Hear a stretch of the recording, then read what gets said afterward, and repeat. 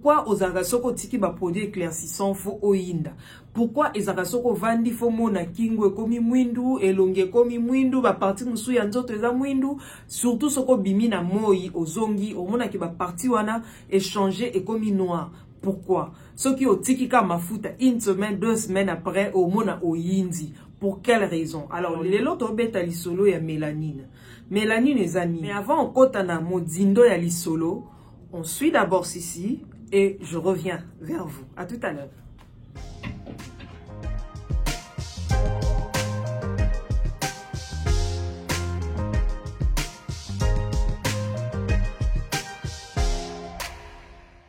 Voilà, en tout cas, merci Nabino, ceux qui m'balent liboso au boyambi biso. Boza bel et bien dans Coloris Club 84. Hein. C'est toujours un grand plaisir. Chaque jour, il y a beta kama solo. En tout cas, et ça, Rabiso bien ma kasi, il y a solo là, Nabino. Batebele bami tout naka, mais pourquoi nazo inda na ndoko paka mafuta naza sous na tante ote na pako mafuta hydratante na indi? Pourquoi kingo nange komi mwindu, elongi nange komi détend, place musu mwindu, makolo nanga eza mwindu, nzoto nanga mwindu, melongi nange eza pembe? Mais pourquoi?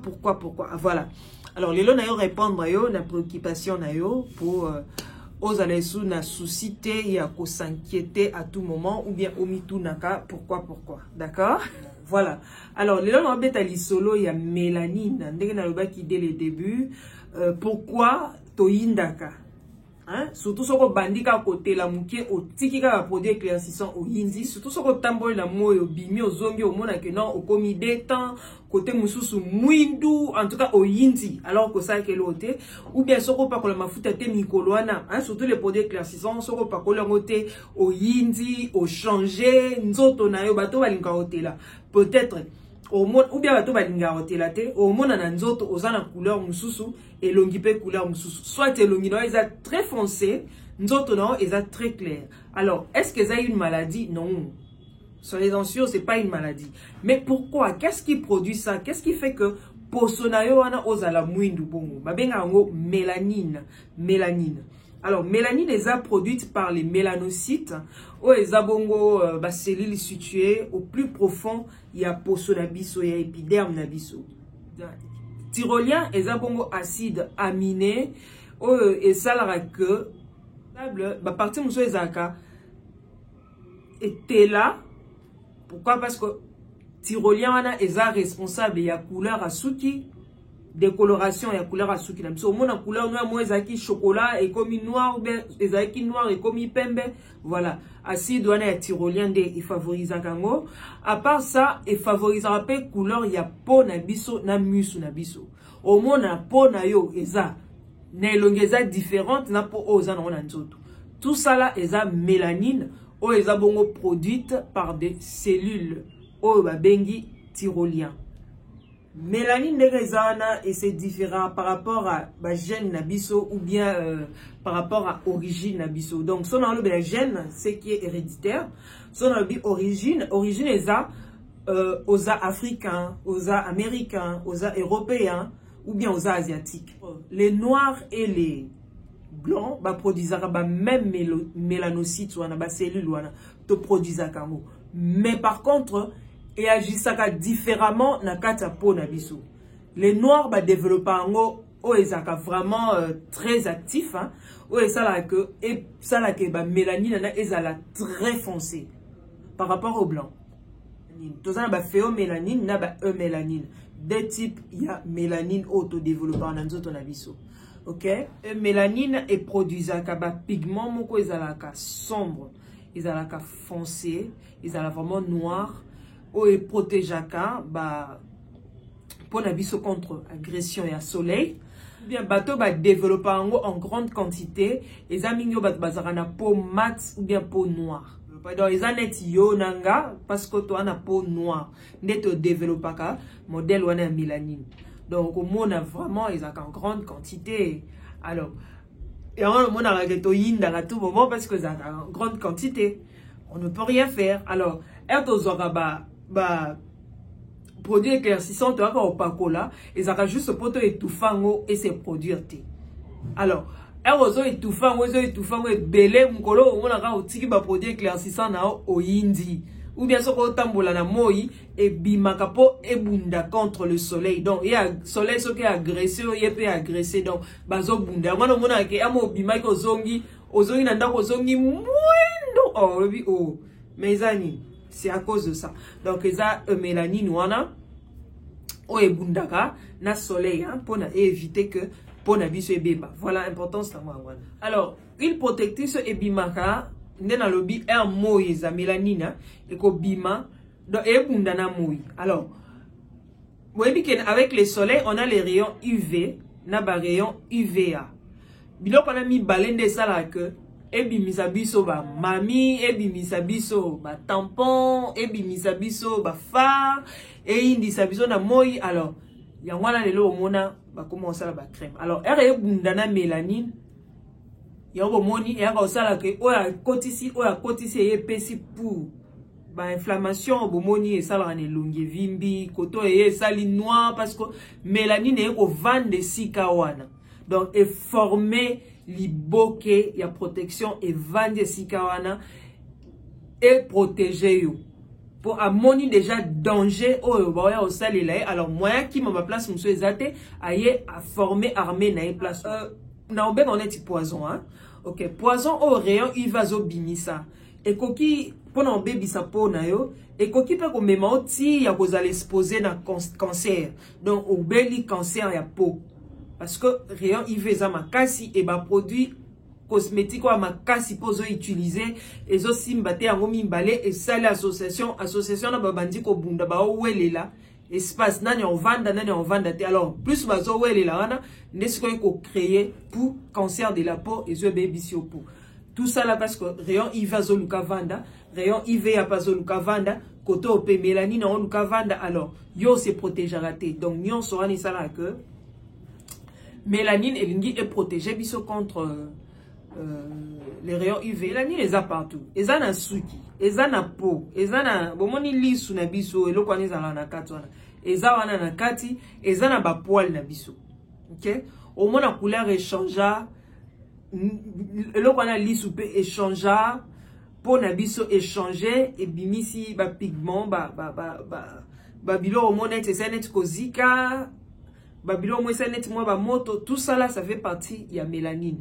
Alors mutu na mutu a développé ngo na ndenge na mutu na mutu azana quantité ou ya produisaka. C'est très important. On a lobby que au mona mutu mususu azaka deux parties. Donc azana elongi koto pembe elongi koto mwindu. Awa na kwa misu pembe awa na contour mwindu ba tache musu pigmentaire ou bien tache pigmentaire te ba tache musu noir au mona ke et sali na elongi awa elongwa kate malgré tous ces les efforts malgré les produits on so chaka parce que eza mélanine. Mélanine est trouvé si kana ya ko vanda. Alors moyen ekende zate bimisi et bimisi force nango nyonso et vandi wana ngwane ko zo espace wana nyonso et sali noir. Alors mélanine et si laka un temps en tout cas ça s'épuise.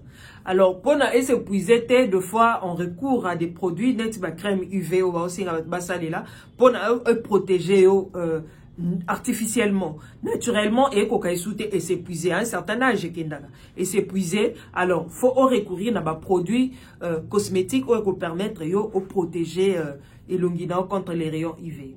Alors il y a un bique et s'épuiser plus mélanine quitte la production est baissée, plus il y a des signes de vieillesse qui apparaissent sur le visage. Bon, a baride, ba cerne, bon, monia et vimbi, tout ça là, en tout cas, l'ongue koli makasi, parce qu'on produit aussi sous mélanine T. OK? Voilà pourquoi, c'est ngabadou, ça est là. Le lot, on demande à tout le monde, hein. C'est tout type de peau, c'est toute la couleur.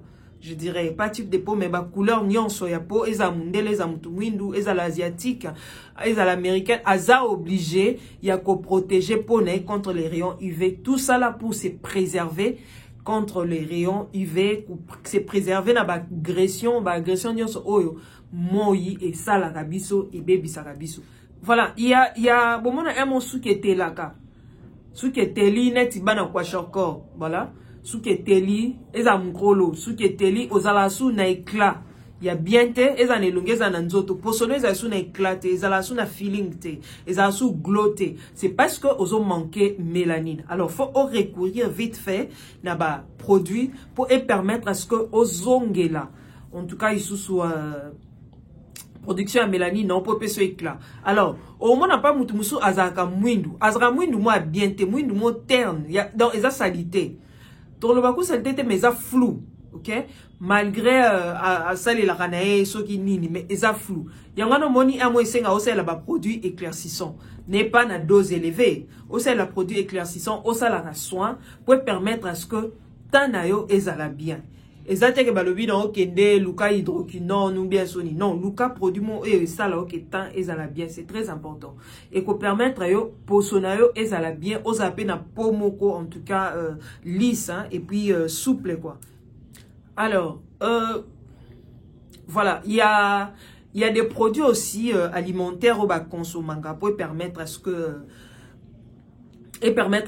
mélanine, la production et mélanine et zonga, mais je veux pas vraiment entrer en profondeur par rapport à ça, c'est pas mon domaine. Alors, bah produit on peut permettre à ce que ozonge la couleur à suki nayo, ozonge la couleur à peau nayo. Donc au moins ba tache muso et ça là en excès. Il y a pigmentation donc ça dû à cause yango au moins que osa des tons osa des couleurs osa 3 couleurs en tout cas des fois il faut recourir à ces produits là des produits cosmétiques éclaircissants pour ça là que osa la o unifier tanayo c'est très important.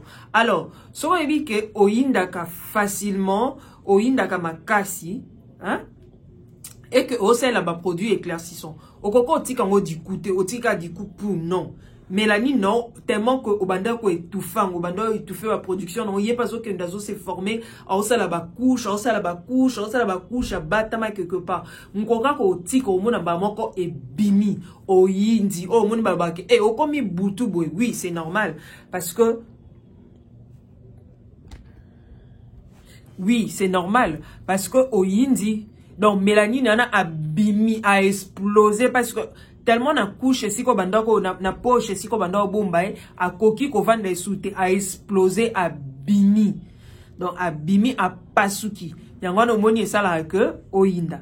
Alors pour nous garder temps non bien yango va muso non na indi moyena inde zate va muso bana souci vraiment ya ko tela kama kasi ozaka déton na elongi oza couleur muso na nzoto wa couleur muso so comme on a nzoto za roinda makasi eza mélanine delingi bongo. Alors luka ba produit éclaircissant o etelisa nzoto bien que ekotelisa vraiment makasi te kolinga pete o tela makasi soki ndenge nini telisa kaka komisango na elongi na eza uniforme. La même chose avec le visage tant non a katezaka bien mais elongi na yo moi je produis ça en tout cas pas nanga ezaka makasi so na bina c'est la produit éclaircissant pendant 1 semaine 2 semaines 3 semaines et na indaka atako produit éclaircissant ta produit hydratant il produit hydratant so na bina pas ko la crème te mikolana pas ko la mafuta te na ko inda en tout cas na zaka championne côté ya mélanine et bimanga vraiment mélanine na et bimanga vraiment makasi. Alors so ko yebi de choses à bongo de fois il faut recourir à des produits éclaircissants pour permettre à ce que tanayo ezala bien. C'est très important hein, de fois au recourir dans un produit éclaircissant pour permettre à ce que mélanine nayo est étouffée tant en sauté. OK? Alors à partir de là il va que sur aux 2 couleurs, aux 3 couleurs au coco unifiango parce que ça temps. Mais musu soupe ça pas si mélanine est exagéré donc est à niveau mon ato pas coli ba produit ndenge nini. On a té la ranga té pour soirée à la makaku bien de à ce moment-là, ça les là ka ba produit o coupé ça yo moi glow, moi intensel, moi boé, moi éclat moko na poso mais ko lingate o changeant o tela makasi po et ça moi difficile pour na so ko tiki directement au ko yinda lisusu. Alors voilà pona et puis l'arbutine hein, ba produit comme eux ils ont arbutin en tout cas ils ont arbutine ils ont ba fruit mo ils ont rouge boy. Voilà, les produits arbutins et permettra et bloquera vraiment production il y a mélanine hein na nzoto comme bah un des moments bah Carolite tous ces produits là avec hydroquinone et bloquera production à mélanine. Alors dès que tu lâches il y a un moment explosaka et noircir yo. Produit qu'on utiliser plus hein, et ça produit comme collagène en tout cas qu'on utiliser produit des crèmes hydratantes pour nourrir la peau, c'est bien. Surtout si tu en manques hein. Si tu en manques, c'est bien. Au salé collagène, non, collagène et zongi si on est vraiment mélanine na yo. C'est très important. Et développer un makasi. Produit anti-UV, donc les produits SPF 50 surtout, et d'accaper makasi pour la production des mélanines. Surtout sur moni pour ça qui est changer. Déjà aux a un manque il y a mélanine pour son peut changer aux a un manque à mélanine. So un manque à mélanine. Il y a moni à partir de 40 50 ce sont des produits que on utiliser pour aider. C'est vraiment très important. Et qu'on aider et qu'on permettre à ce que osons la production non. Alors merci Nabino les lots ceux qui awa bobo santé qu'on s'abonner, qu'on partager, qu'on aller là fort mais faut na soukat. Voilà, à la prochaine, bye.